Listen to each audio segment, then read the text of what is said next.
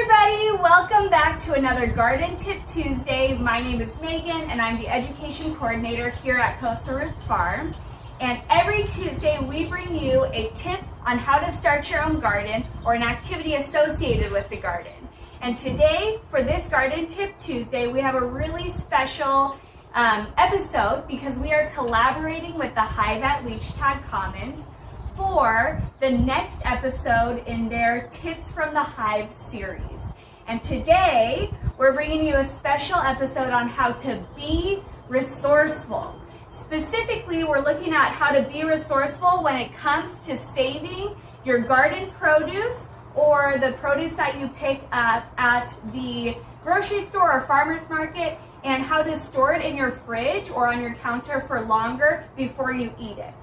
And today we have a special guest with us. So this is my colleague and good friend Garth here to show us all about how we can do that. So do you want to just go ahead and introduce yourself? Thanks, Megan. Hi, everybody. My name's Garth. I'm the farm post-harvest and distribution coordinator. You've probably seen me at the farm stand. If you shop here at the farm, I help run that twice a week on Thursdays and Sundays. And I also am responsible for allocating all of the beautiful produce that we grow here on the farm and assigning it for our off-site distributions.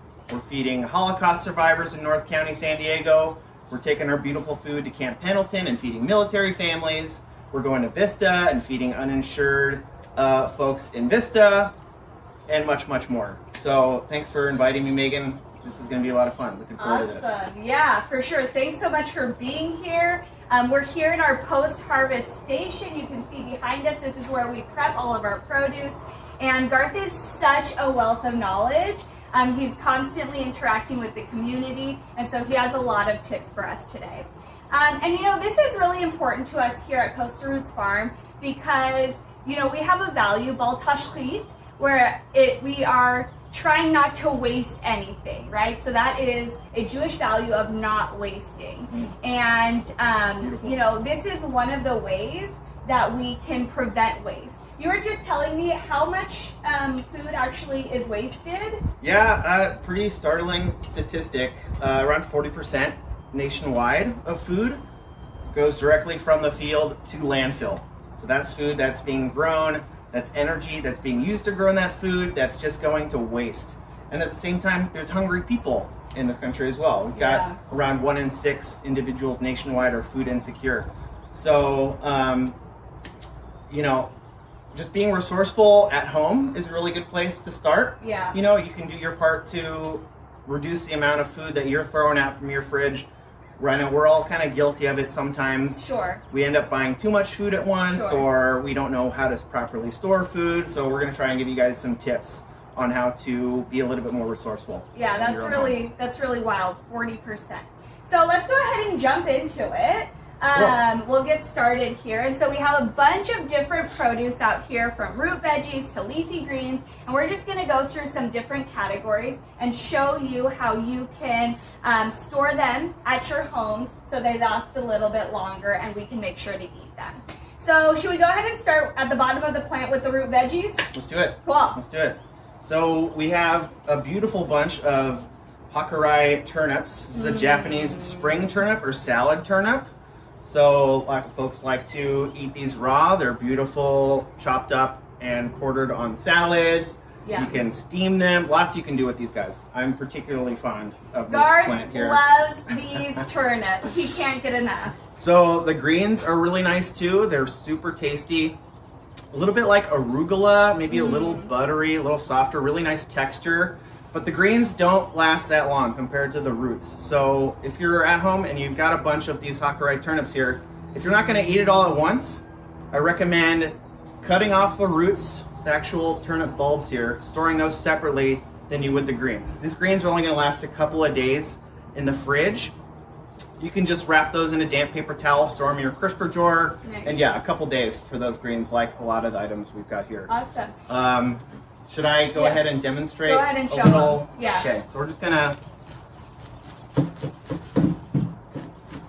cutting the roots off of the greens here. So now we've got our beautiful little turnips here. We can put those in a Tupperware and store those in our fridge. These will be good for like 2 or 3 weeks.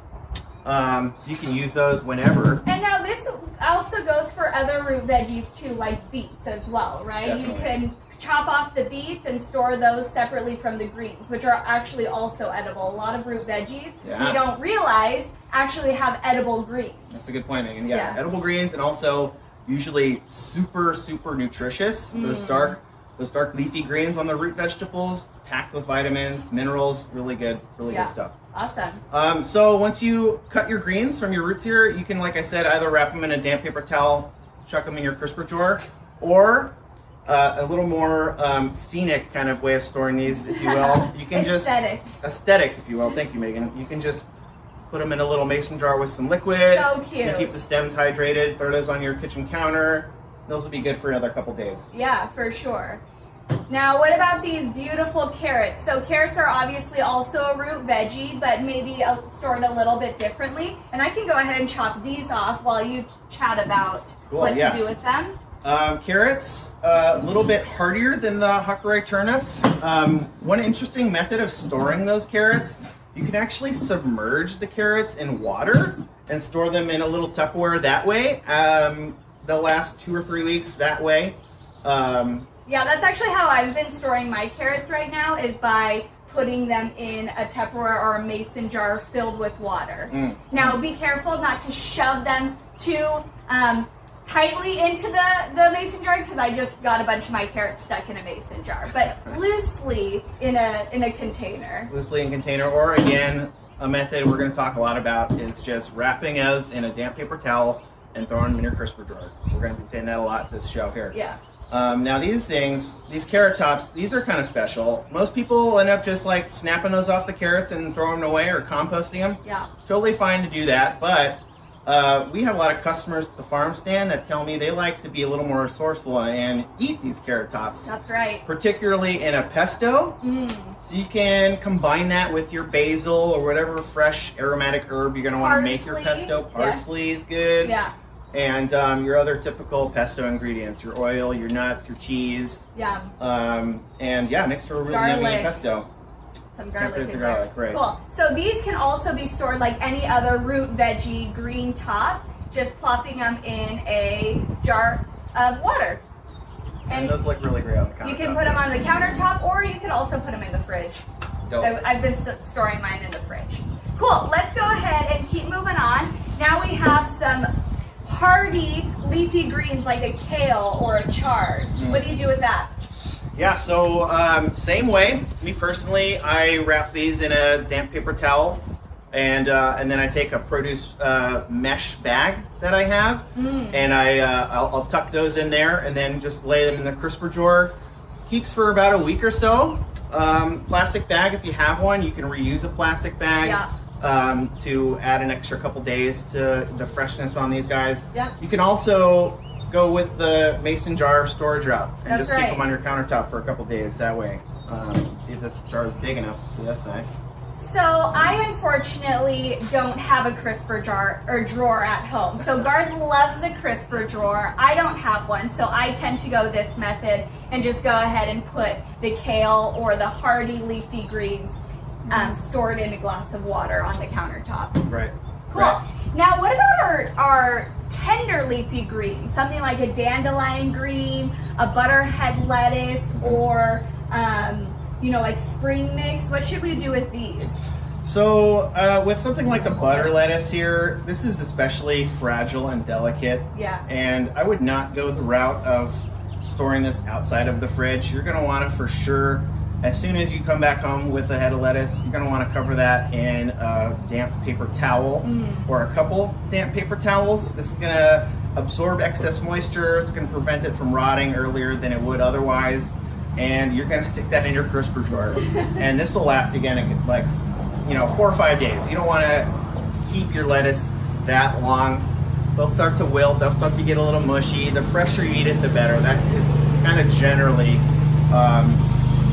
our mantra for all of our vegetables here. You have to excuse the noise here. We got some landscaping. We're gonna pause for the machinery. Let it pass. We are here on a farm, of course, so we have lots of machinery and tools going around. So we're just gonna pause for a minute. Let those pass. while we're doing that, I'm gonna go ahead and prep my method of storing a tender leafy green. This is your makeshift crisper drawer. That's right. So up right here. as I mentioned, I don't have a crisper drawer to use at home, and so Garth actually recommended this method to me. This is a play on how we store our tender leafy greens here on the farm before distributing them. I actually take a container, like a glass Tupperware, and I line it with a paper towel, and then I go ahead and throw my tender leafy greens in there. Or your head of lettuce right there. That might fit a little bit better. A little nicer there. Yeah, you store it upside down just like that. Store it upside down. I maybe will put another paper towel on top there, and then I can just go ahead and close it up, and that stores nicely for a couple of days.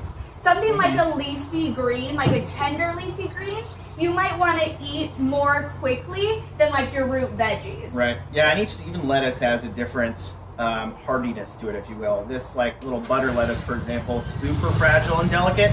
You're not going to want to wait more than like 4 or 5 days in the fridge for that. But if you got a big hardy head of romaine lettuce, for example, that might store for a little bit longer. Right. You know, we're looking maybe like a week and a half.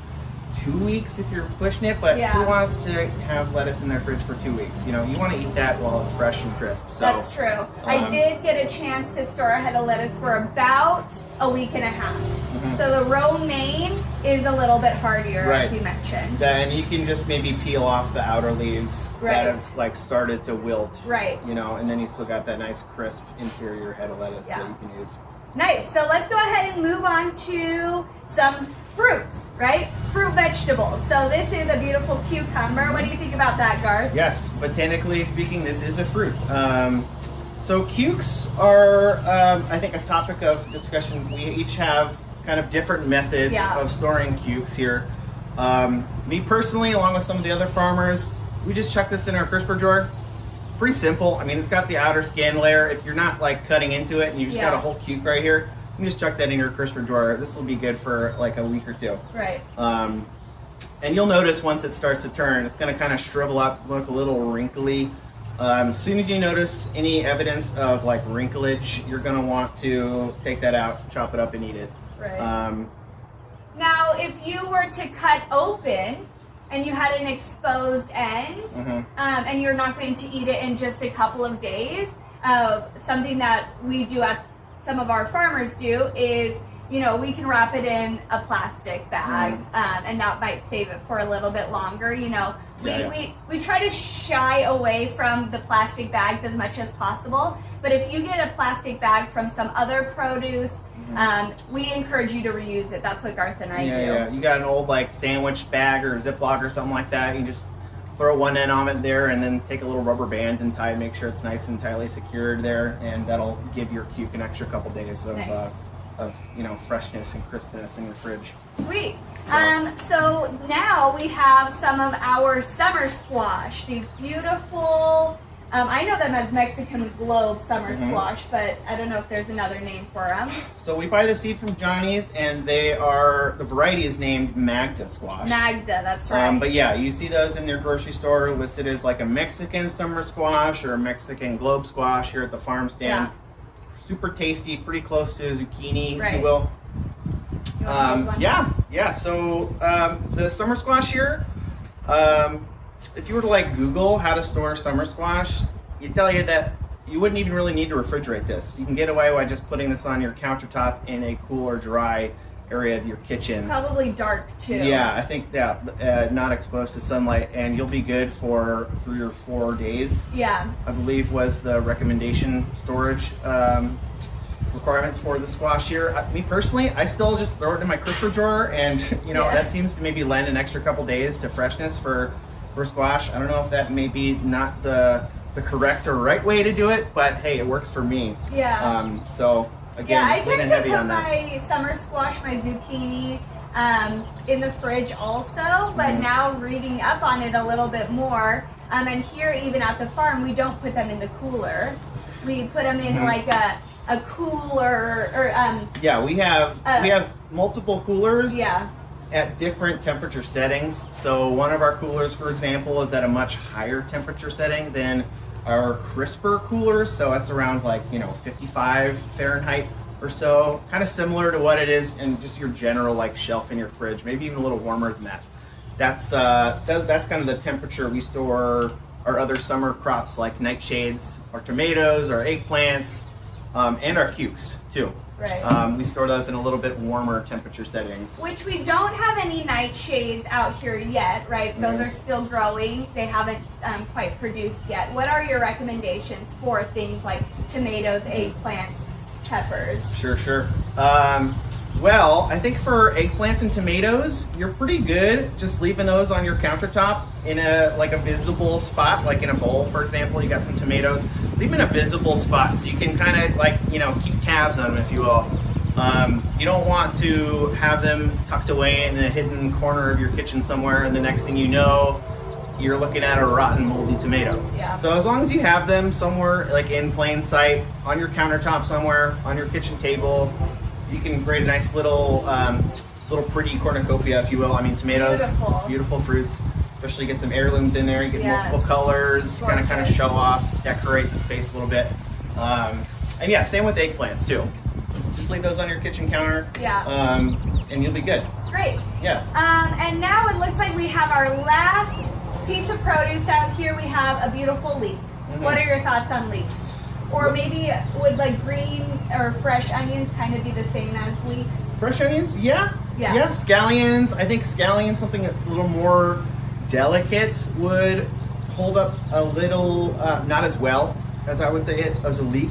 This is a pretty hardy allium. Yeah. I believe is the family or order.